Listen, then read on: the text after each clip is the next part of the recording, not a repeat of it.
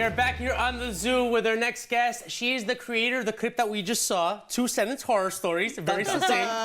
She is Vera Miao. Welcome to the Zoo. Welcome. Yeah. All right, guys, just take a seat. 1, 2, 3. Wow! So should all horror stories be succinct enough to be wrapped up in 2 sentences? I hope not, because I want to make horror stories of all different lengths. Oh, okay. but the 2 sentences are they're pretty smart and they're pretty amazing. Well, tell us a little bit more about the show and how you got it on Stage 13 to begin with. I mean, I'm a fan. I'm just a horror fan. I'm a filmmaker, and I had actually read some of the best 2-sentence horror stories from this viral Reddit thread that they started on. I thought they were great. They were kind of like being around a campfire, listening to like spooky ghost stories, but it was all online, you know, on this digital space called Reddit. So I just love them. And then I ended up getting the opportunity to sit down at Warner Brothers Digital Networks, which is where Stage 13 is. And they wanted me to pitch some ideas and some shows that I had, and that was one of them, and they really loved it right there. Awesome. So. Now, do you think that, you know, producers, production companies like Warner Brothers are really embracing this format because you are really getting the same amount of clicks for like a 2 or no, well, yours is 15 minutes. A much more, you know, shorter clip, and they're able to spread that budget across other very successful, you know, shorts as well, instead of a 1-hour episode, you know? Yeah, I mean, I think it's, you know, like it's a testament to Stage 13 and to Warner Brothers because they're trying to figure it out, right? Where the audience is going, what's happening in the future, and also as a studio, like how do we look outside of the folks that we already know, like the big names, and how do we start meeting new filmmakers that we don't know and kind of playing around and experimenting with different kinds of stories, different kinds of formats, and try to hit different kinds of audiences. So for sure, yeah. So you think this opens up like the possibility for like not only new filmmakers, but actors and just everybody in the industry to like open up to new possibilities when it comes to the digital world? I think the digital world is really letting a lot of different people that we don't typically get to see on screen have their stories be told and to be featured. And actually when I went into Stage 13, I said, that's what I want to do. Like this is going to be a horror series. It's, you know, based off of these 2-sentence horror stories, which is the sort of like the seed or the inspiration.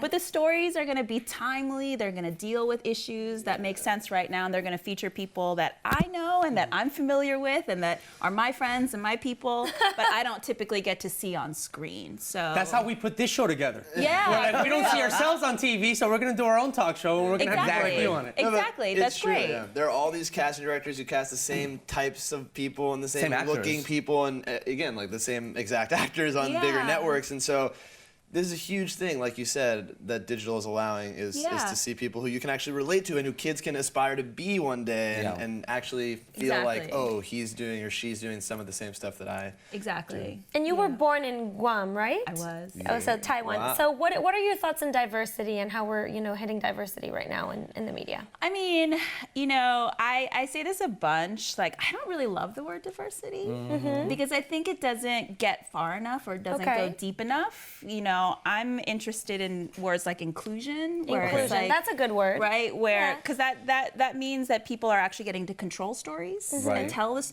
as opposed to just sort of like, I started as an actor. Let me step back for a sec. I started as an actor. That's why you understand what it is like. Okay. And a lot of times diversity, it didn't really matter what like you could just have, like we could just put a bunch of people behind us right now and they don't have any role, they don't say anything, they don't have a story. Right. But then you could say it's diverse. Well, right. I mean, I guess all of us on the couch would already make it diverse. But, you know, but you know what I'm saying? Like, whereas inclusion is about, like, who gets to tell the stories, who gets to shape the stories, you know, who gets to define whose point of view we're looking through. And that's actually what I'm more interested in. Right. To not always have the same people on the leading roles and stuff like that. Yeah. And also to really look at who's telling the stories, who's making the stories. Right. Well, because you're the showrunner, you're the creator, and you're the showrunner. So on top of being an actress in some of these episodes, right? No, I don't act. You're not in it? I thought you were in it. I had read that the first one, Ma, was. Did you write that first episode? So I wrote all of the episodes, and I executive produced the series, and I directed 2 of them. But I am not in any of them. So when you're talking about telling the stories, you're not just talking about which character's point of view you're telling the story from, but who's behind the camera and who's. Can you tell me about that experience being a showrunner on this? Oh, so much fun. Had you been a showrunner before? No. No, it was my first time. It was my first time. And what was great is this is an anthology series, so every episode's different. And when I pitched it to Stage 13, I actually said I want to be able to showcase a lot of different voices, but in front of and behind the camera. And so even though I'd love to have directed every episode, I actually pitched that we bring in multiple directors alongside me. So I had these 3 amazing directors, J.D. Dillard, Danny Perez, and Ryan Spindell. And so they directed 3 of the 5 episodes and I directed 2. And so as a showrunner, I not only wrote and sort of like shaped the series, but I also worked in collaboration with the directors on their episodes so that they brought in their perspective and their voice, but then my job was to sort of make sure that it all hung together in one series.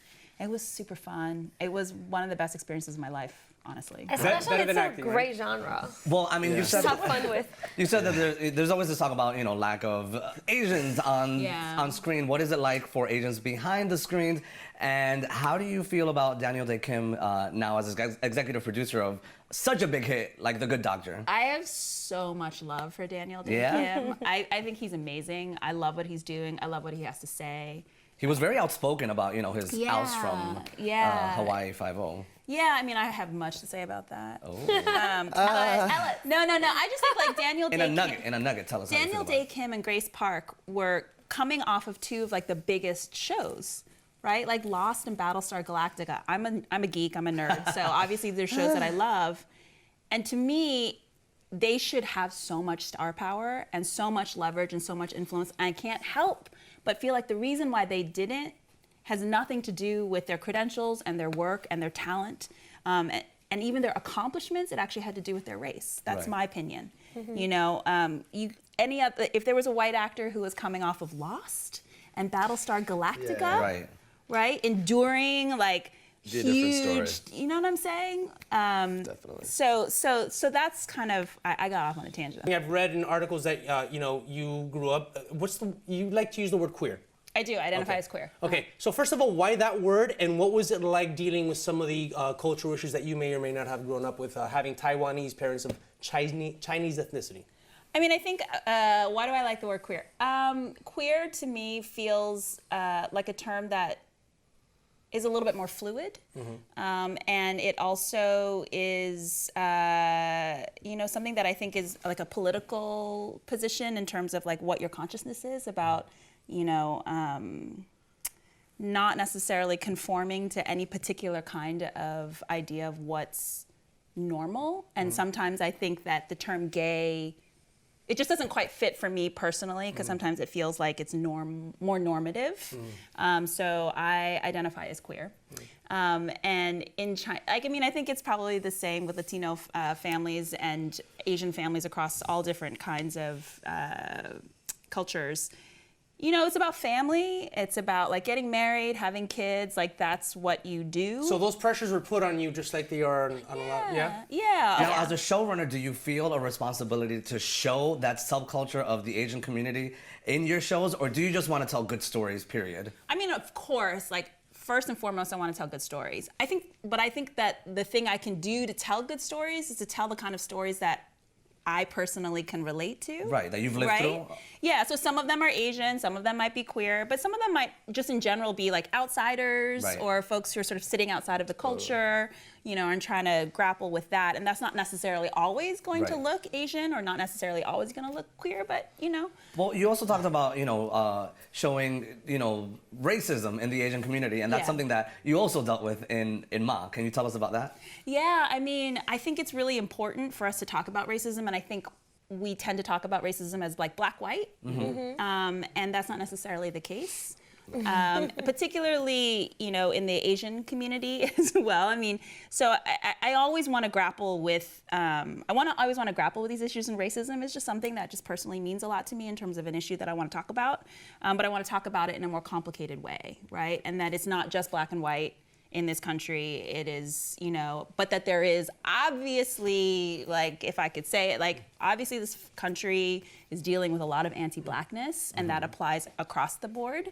That's existing in the Asian community, that's existing in immigrant communities. And that exists in the Latin community. I was about to say, I was like, that's always existed in the Latin community as well. Yeah, I mean, even within Latinos, because we have different races within our community, you'll also see some internal, and that happens with Asians as well, because you also have a spectrum from you know, North Asians to South Asians, you have different racial components. And, totally. Colorism is real across the board. And I just think it's, you know, as much as it is important to talk about racism in terms of like, you know, white folks, you know, and power and what have you, it's also, I think, part of my job as someone who is conscious as an Asian to really talk about racism across the board and to take some responsibility for that. Maybe you should be like, really? Really? I mean, no. I mean, like in this climate.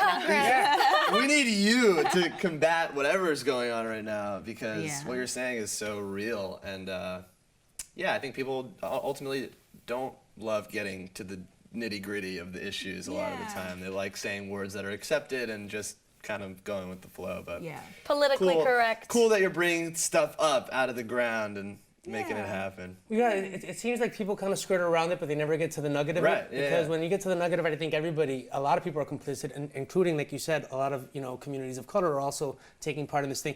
You said something interesting about Get Out, that you were afraid that Hollywood was going to now look at it as a formula instead of, kind of like look deeper into it, that you were, can you expand on that? I mean, Get Out is incredible. Right. Jordan Peele is amazing. The film is a masterpiece, and it's like rightly changed the conversation, right? Because it's so good. Yeah. I just, and it's not like a big thing, but I just think like, you don't want it to then get processed through the Hollywood system without. The reason why Get Out's so good is that it's so thoughtful. It's so complicated. It's a little deeper. It's deeper, and it's grounded in, Jordan's understanding of this issue in a very personal way. And so it's not something you just reproduce. Like, oh, Jordan Peele says social horror. So like anybody, right? Like, why don't we take an issue like racism, and like let's just put it in a horror movie? Yeah, you feel like it's getting watered down to a certain extent. Yeah, it's not connected to it's not connected or grounded to like a real personal experience and like real thinking. Well, motive. It's camouflaging the way you're expressing a real issue through your art. I think it's like the last thing that you can dumb down so that you can make it reproducible. Well, Hollywood's gonna try. Is this why you've always been so fascinated with horror, or does that come from the early years when you were like a child or something that you just, because for example, me, I love, like, when it comes to acting, yes, doing it, but when it comes to real life, I'm not so fascinated about, like, I get really scared. So it's true. Some people get adrenaline from it. When I was a little kid, I watched horror. Yeah. Wow. Okay. I was just like, I was a little kid. And I would be like, I still can't even like see blood. I'm like, I'm gonna pass out. Blood, I don't have a problem with, but everything that's like scary and I don't know. So I'm assuming you don't get scared when you go to these like Halloween mazes. I get so scared. You do? I get so scared. You cannot take me to like a haunted house. You can't take me into like one of those corn mazes. Right, I will freak out. We don't suspect Bruno either. We can't do that. Bruno will get traumatized by the clown. Me too. But I'll tell you what though, I used to love horror movies growing up. When I was a kid, I watched nothing but horror movies. I could watch them by myself in a dark room, but ever since I started getting in touch with my emotions, I can't go there. See, that's how amazing horror is, right? Because you're like sitting in your emotions and sitting in your fears. But I mean, once I started getting in touch with my emotions in my personal life, like going through the spiritual journey and all that stuff, I can't get rattled so much because then I'll just be traumatized for days.